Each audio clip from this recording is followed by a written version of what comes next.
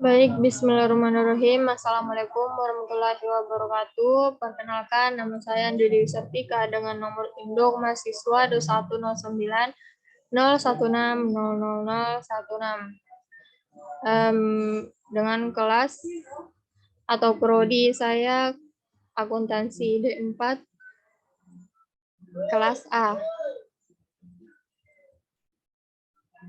Di sini saya akan menjelaskan bagaimana tentang pengujian asumsi klasik.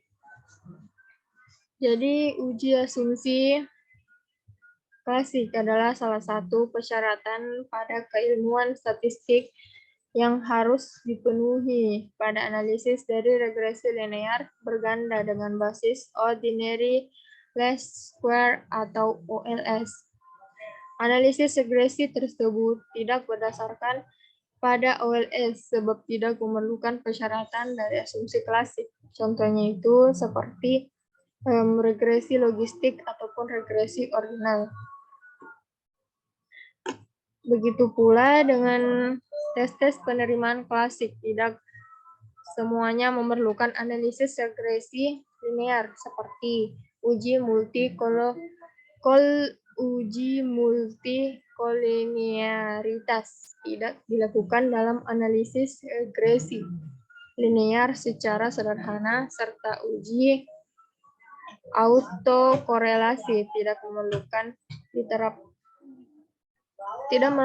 diterapkannya data cross-sectional. Melakukan uji asumsi sebelum melakukan uji hipotesis dianggap sebagai salah satu syarat yang harus dilakukan pada penelitian. Jika hasil dari uji asumsi tidak sesuai dengan hipotesis, maka akan timbul bermacam-macam reaksi. Oleh karena itu, melakukan uji asumsi terlebih dahulu adalah hal yang penting dalam penelitian kuantitatif. Adapun jenis-jenis dari pengujian asumsi, yaitu uji normalitas,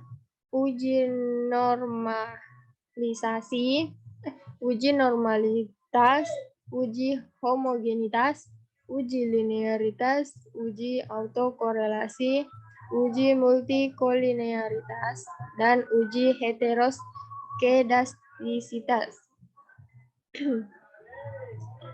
Pada poin pertama, uji normalitas.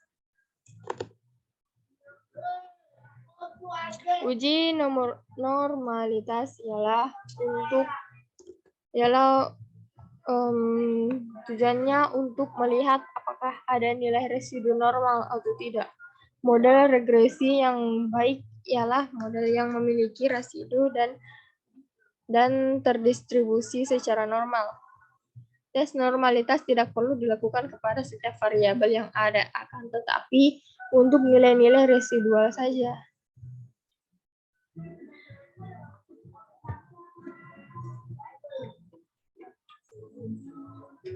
Uji normalitas dilakukan dengan uji probability plot residual dapat menggunakan program analisis statistik IBM SPSS statistik 20. Jika probability plot residual berada di sekitar garis horizontal, maka error dari model regresi sederhana tersebut dapat dikatakan distribusi normal. Sering sekali terjadi suatu kesalahan, yaitu ketika tes normalitas dilakukan untuk setiap variabel. Meskipun tidak dilakukan, akan tetapi model regresi memerlukan suatu normalitas pada nilai residual dan bukan dalam variabel penelitian. Pada poin selanjutnya yaitu uji homogenitas.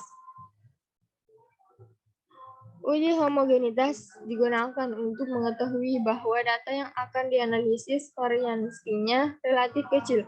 Uji homogenitas merupakan syarat untuk semua uji hipotesis perbedaan, bertujuan untuk melihat kategori di dalam variabel memiliki varian yang setara atau aktual atau homogen. Uji homogenitas ini penting karena merupakan asumsi dasar pengaruh dan perbandingan. Selain itu, prosedur yang digunakan untuk melihat asumsi homogenitas itu dengan memeriksa indeks residu baku dalam distribusi. Homogenitas dapat diketahui dengan melihat gambar standar DZ scatter plot residual dalam analisis regresi. Apabila gambar tersebut membentuk titik-titik yang sistematis, maka data tersebut homogen.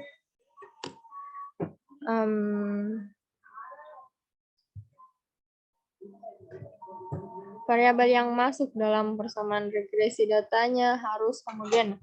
Hasil analisis regresi tergambar standar DZ scatter plot residual yang memberi indikasi bahwa variabel kemampuan berpikir kreatif dan prestasi belajar siswa yang masuk ke dalam persamaan regresi adalah homogen karena gambar standar DZ scatter plot residual dalam analisis regresi tidak membentuk titik yang sistematis. Selanjutnya pada poin jenis selanjutnya uji linearitas. Uji linearitas dapat digunakan untuk melihat apakah model yang telah dibangun memiliki hubungan linear atau tidak. Hubungan linear ini adalah hubungan yang menunjukkan peningkatan skor satu variabel diikuti dengan peningkatan variabel lainnya, ataupun sebaliknya. Hubungan linear dapat bersifat positif ataupun negatif. Caranya dengan membandingkan data empirik dengan ideal. Prinsip uji linearitas adalah melihat apakah penyimpangan garis hubungan antar data menjauhi atau mendekati garis linear.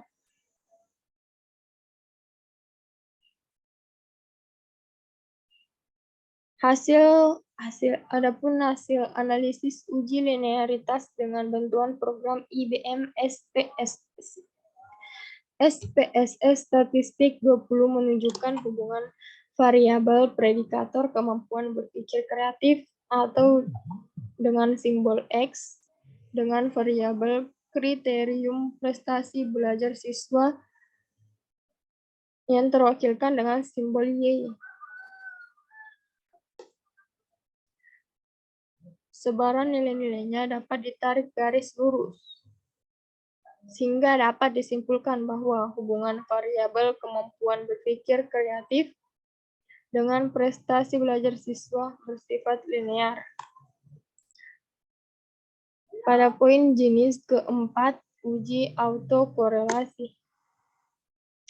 Uji autokorelasi merupakan uji yang dilakukan untuk dapat melihat apakah terjadi korelasi di antara suatu periode dengan periode-periode sebelumnya. Sederhananya itu, uji autokorelasi yang terdiri dari uji autokorelasi merupakan analisis dari regresi yang terdiri dari pengujian pengaruh variabel independen pada variabel dependen, sehingga tidak boleh terjadi korelasi di antara pengamatan serta data observasi sebelumnya. Adapun contoh dari uji autokorelasi adalah dampak inflasi bulanan pada nilai tukar rupiah kepada nilai dolar. Data yang ada pada tingkat inflasi untuk bulan-bulan tertentu seperti data pada bulan Februari yang dipengaruhi oleh tingkat inflasi pada bulan Januari, sehingga dapat disimpulkan bahwa model tersebut memiliki masalah, yaitu masalah autokorelasi.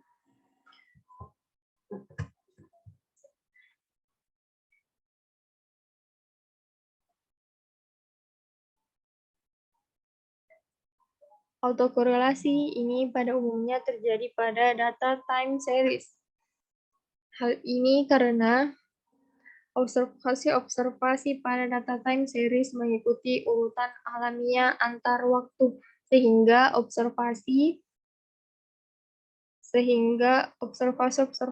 secara berturut-turut mengandung interkorelasi, khususnya jika rentan waktu di antara observasi yang berurutan adalah rentan waktu yang pendek, seperti hari, minggu, ataupun bulan. Selanjutnya pada poin ke-5 itu uji multikolinearitas. Uji multikolinearitas yang dirancang ini guna menentukan apakah ada korelasi tinggi antara variabel independen dengan model regresi linear ganda. Apabila ada korelasi tinggi antara variabel independen hubungan dengan variabel independen serta variabel dependen terganggu. Sebagai contoh, model regresi dengan variabel independen merupakan motivasi, kepemimpinan, serta kepuasan kerja dengan menggunakan variabel dependen kinerja. Logika sederhananya, apabila model mencari kinerja didasarkan pada dampak motivasi, kepuasan kerja, dan kepemimpinan, maka tidak ada korelasi yang tinggi yang terjadi di antara motivasi serta kepemimpinan motivasi dengan kepuasan kerja maupun antara kepemimpinan dengan kepuasan kerja.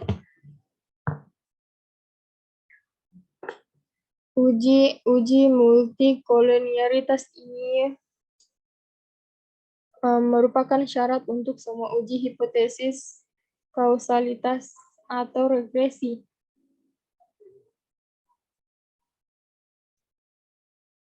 Uji ini juga digunakan dalam analisis cluster. Digunakan untuk mengetahui kesalahan standar estimasi model dalam penelitian. Akibat yang muncul jika sebuah model regresi berganda memiliki kasus multikolinearitas adalah kesalahan standar estimasi akan cenderung meningkat dengan bertambahnya variabel oksigen yang masuk pada model.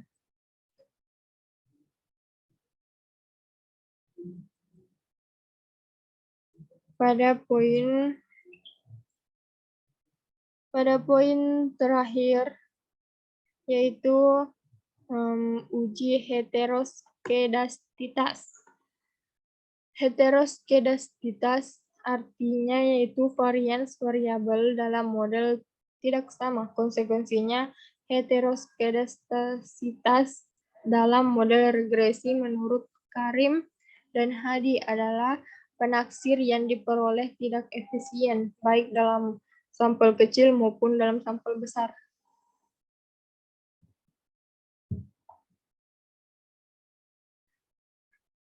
Pada uji heteroskedastis, penelitian dapat memeriksa apakah terdapat perbedaan yang tidak sama antara residu satu dengan pengamatan lainnya. Salah satu model dari regresi adalah model yang memenuhi syarat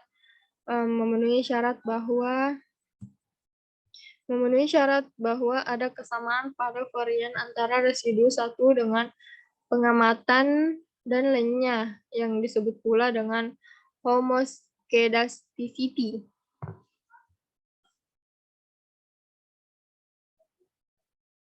Dan adapun kesimpulan dari keseluruhannya yaitu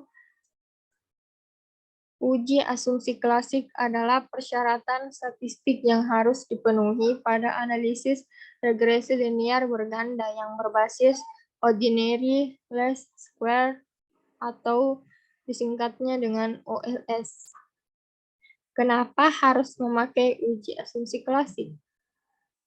Alasannya agar koefisien regresi tidak bias, maka diperlukannya uji asumsi klasik supaya pengambilan keputusan mendekati keadaan yang sebenarnya.